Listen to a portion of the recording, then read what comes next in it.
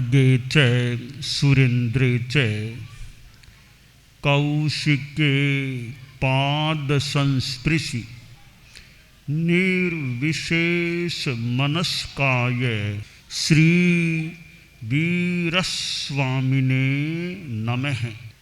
आर्हत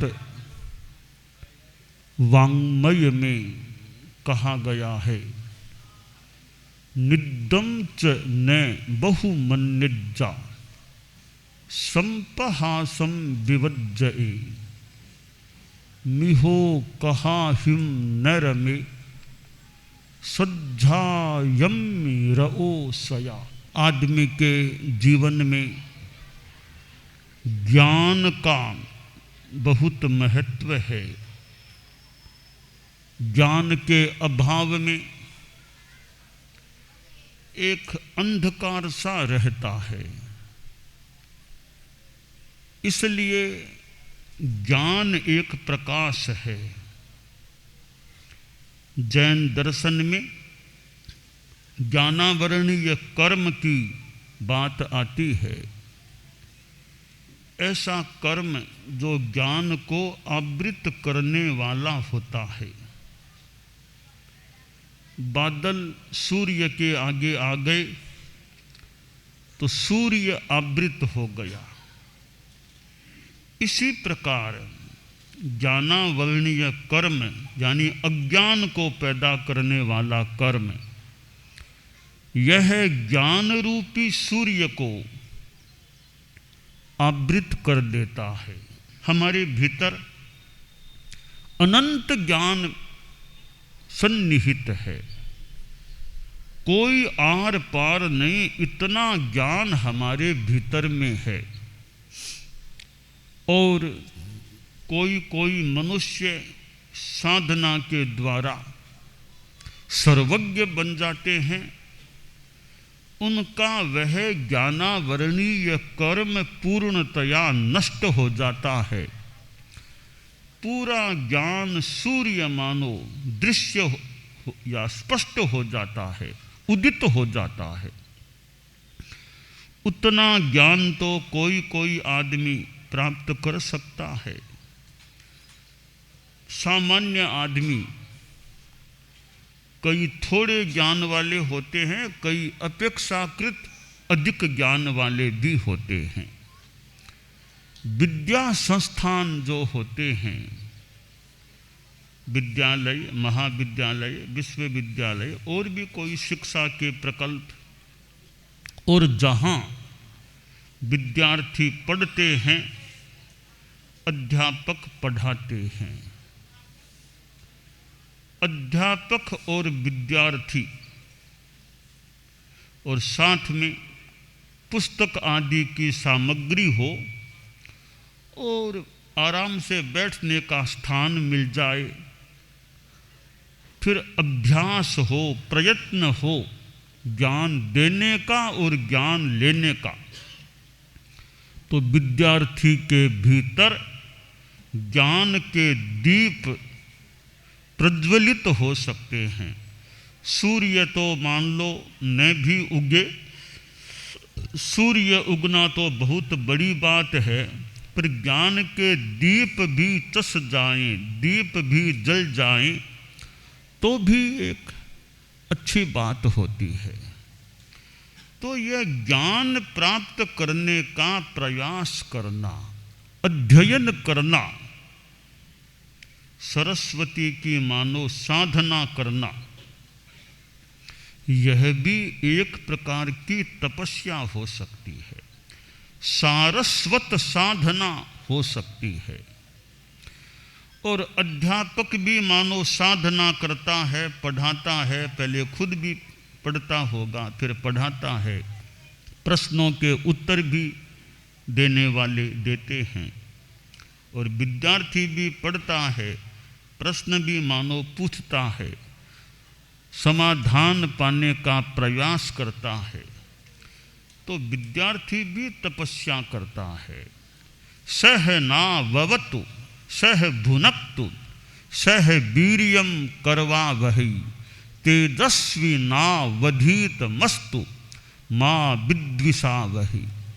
सहना भवतु, हम दोनों की साथ में रक्षा करो, साथ में पालन करो, हम साथ में पुरुषार्थ करें, हमारा ज्ञान तेजस्वी हो, हम आपस में कभी विद्वेष न करें।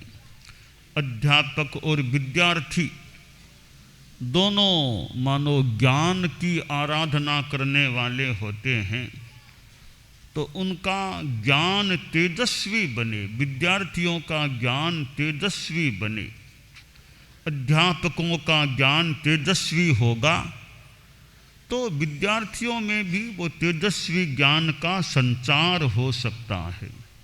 और कई बार विद्यार्थियों की प्रतिभा होती है तो वे अपनी प्रतिभा से भी कोई नई नई खोज भी ज्ञान के क्षेत्र में कर सकते हैं।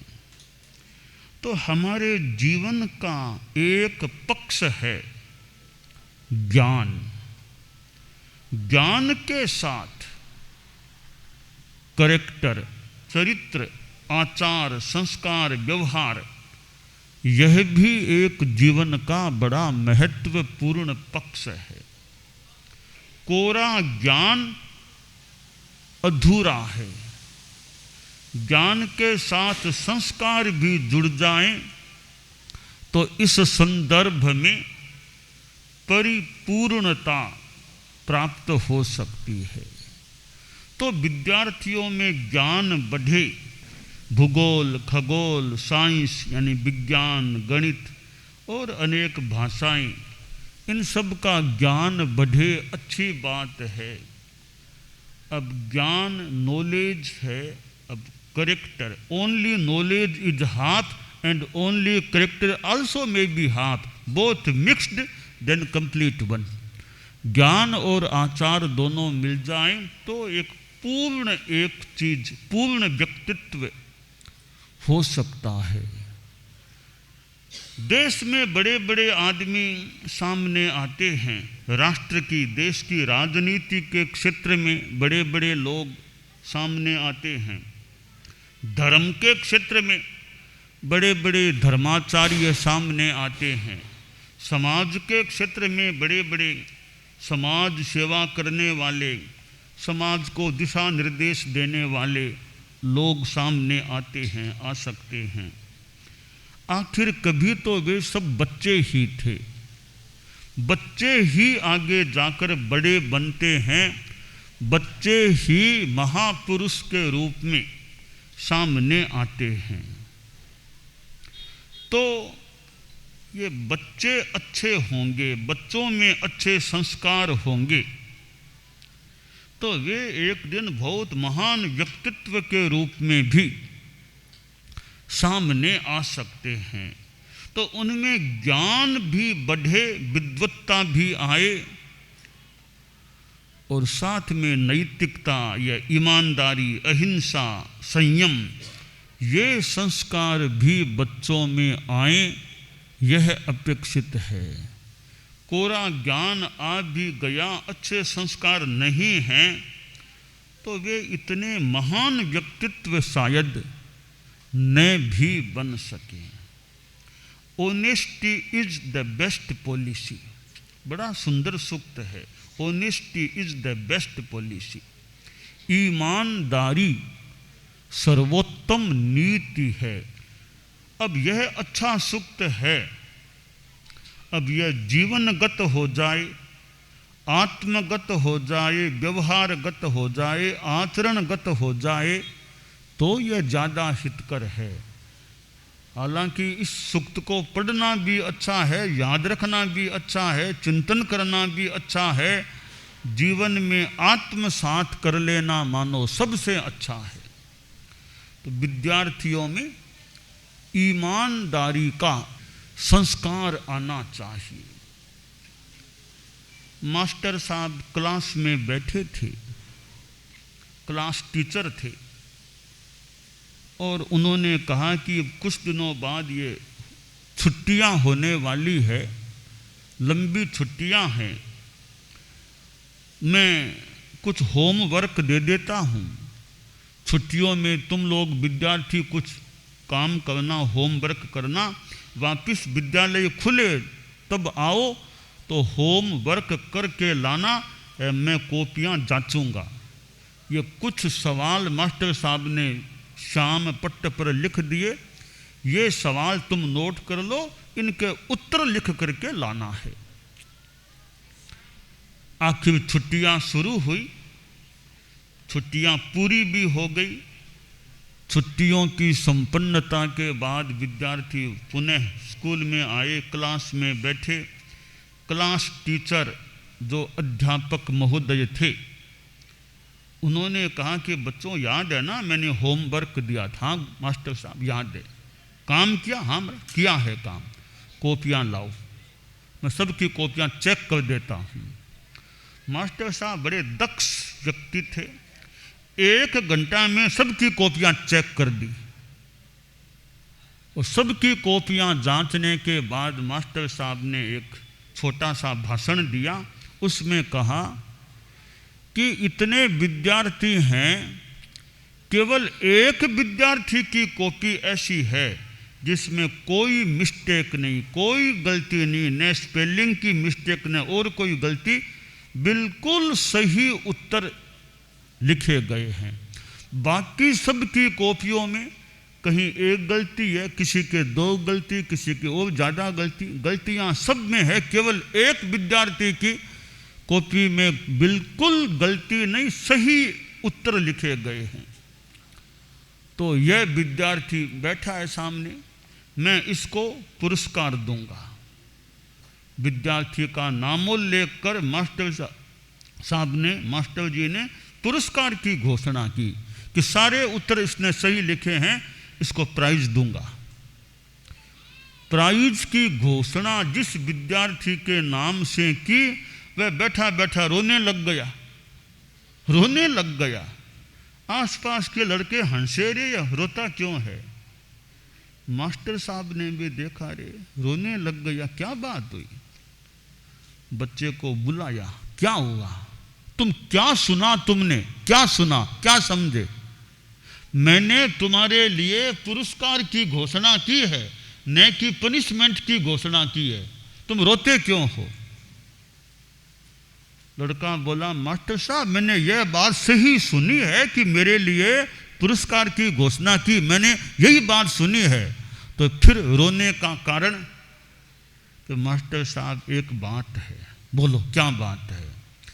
कि आप मुझे इसलिए पुरस्कार देना चाहते होंगे कि सारे उत्तर मैंने अपने दिमाग से लिखे हैं और सही लिखे। हाँ, मैं यही सोचता हूँ, तुमने अपने दिमाग से सारे उत्तर लिखे, सही लिखे हैं। तो मास्टर साहब थोड़ा सा अंतर है। जितने सवाल आपने दिए थे, एक सवाल का जवाब मुझे नहीं आ रहा था, बाकी सबका जवाब मुझे आता था। बाकी सबका जवाब मैंने अपने दिमाग से लिखा। एक सवाल का जवाब मेरे पास नहीं था, तो मैंने मेरे बड़े भाई जी हैं उनसे पूछा, उन्होंने जो बताया वो मैंने लिख दिया। तो एक सवाल का जवाब मेरे दिमाग का नहीं, मेरे भाई साहब के दिमाग का है। अब आप देख लो, मैं पुरस्कार के लिए पात्र हूं या नहीं, अब आप सोच लो। मास्टर साहब अवाक से रह गए कि कैसा बच्चा है, खुद की कमजोरी खुद ही बता रहा है। वरना बच्चा कोई अपनी कमजोरी बताए, वो तो पुरस्कार मिल रहा है, सीधा सामने आएगा और पुरस्कार ले लेगा शायद। कौन कहेगा कि एक सवाल का जवाब मेरे दिमाग का नहीं है? इसने अपने दिमाग से एक सवाल का जवाब नहीं लिखा, यह बात खुद बता रहा है और कह रहा है कि अब आप देखो मैं पुरस्कार के लायक हूं या नहीं। मास्टर साहब ने सोचा, रे ऐसा बच्चा भी मेरी क्लास में है, अपनी गलती इतनी ईमानदारी से कमजोरी बता रहा है।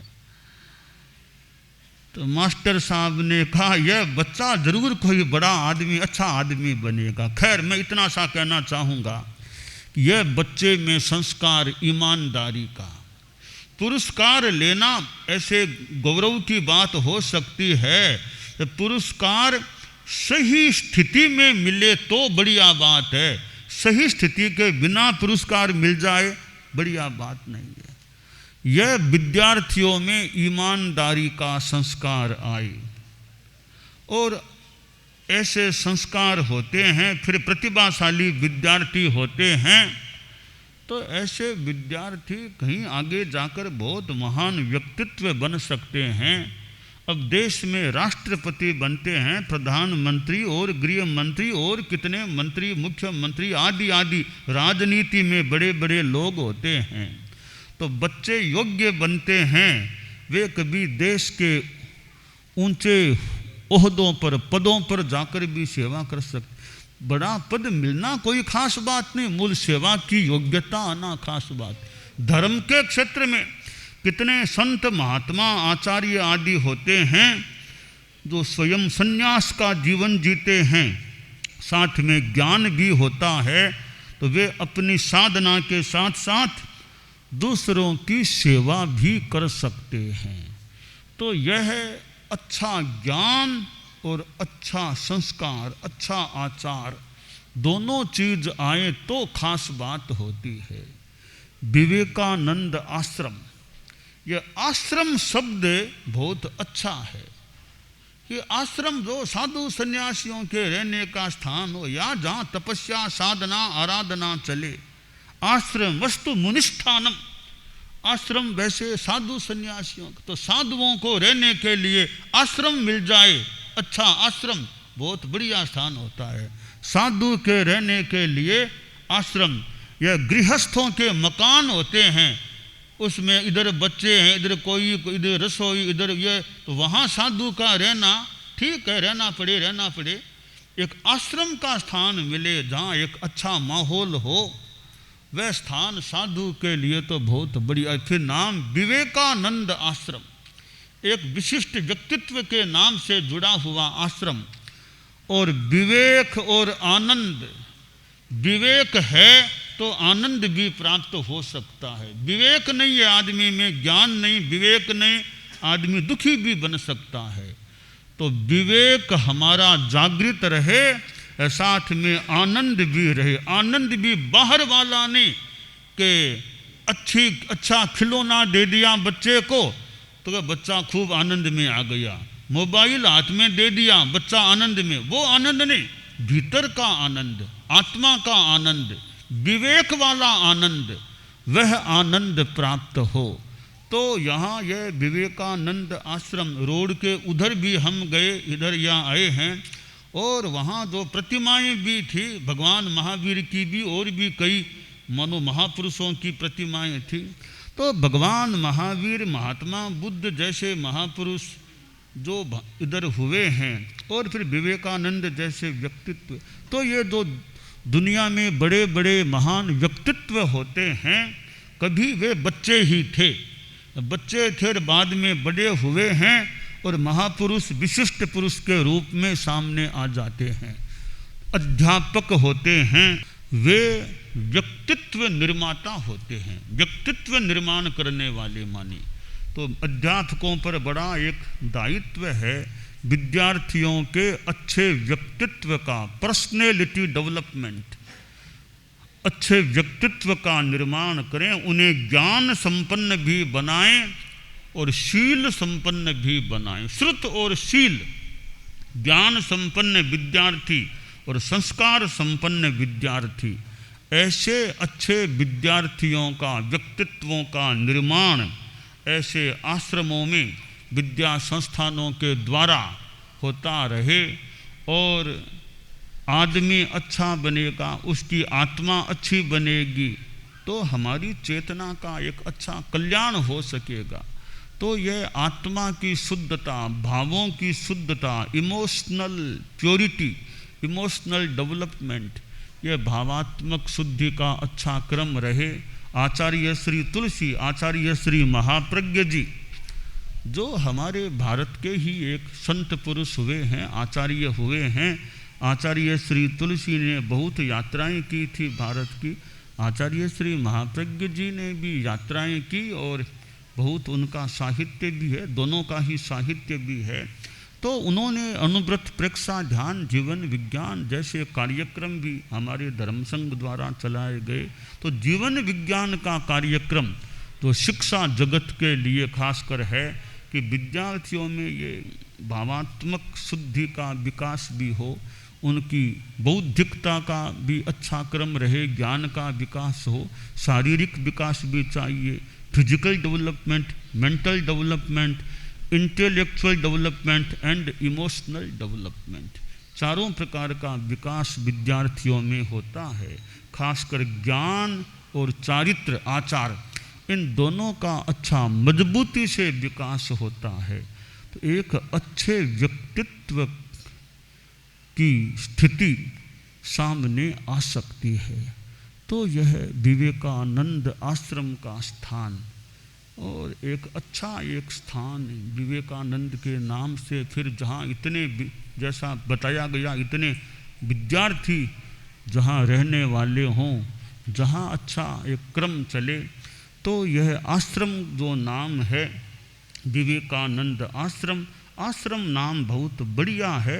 नाम के अनुरूप साधना का, ज्ञानाराधना का अच्छा क्रम चलता रहे, योग ध्यान मेडिटेशन खाद्य संयम ऐसे साधना तपस्या के संस्कार भी बच्चों में की। आश्रम है यह आश्रम, यहाँ साधना अध्यात्म योग धर्म इनका अभ्यास कर, मेडिटेशन करना, मन को एकाग्र करना, चित्त को स्थिर करना और गहराई में जाना, ऐसे प्रयोग भी योग ध्यान के भी विद्यार्थियों में चलते रहें। खाद्य संयम के भी प्रयोग भी, यह खाना यह नहीं खाना, कभी कभी एक टाइम खाना भी छोड़ दें, या खाने के आइटम्स हैं उनकी भी सीमा, यूँ एक तपस्या ज्ञान का माहौल बना रहे कि खाना है वो मूलतः जीव के लिए नहीं, खाना हमें शरीर के लिए है। तो जीव के स्वाद को ज़्यादा मुख्यता न दें, हमारा बस शरीर साधु है, साधु का शरीर ठीक रहे,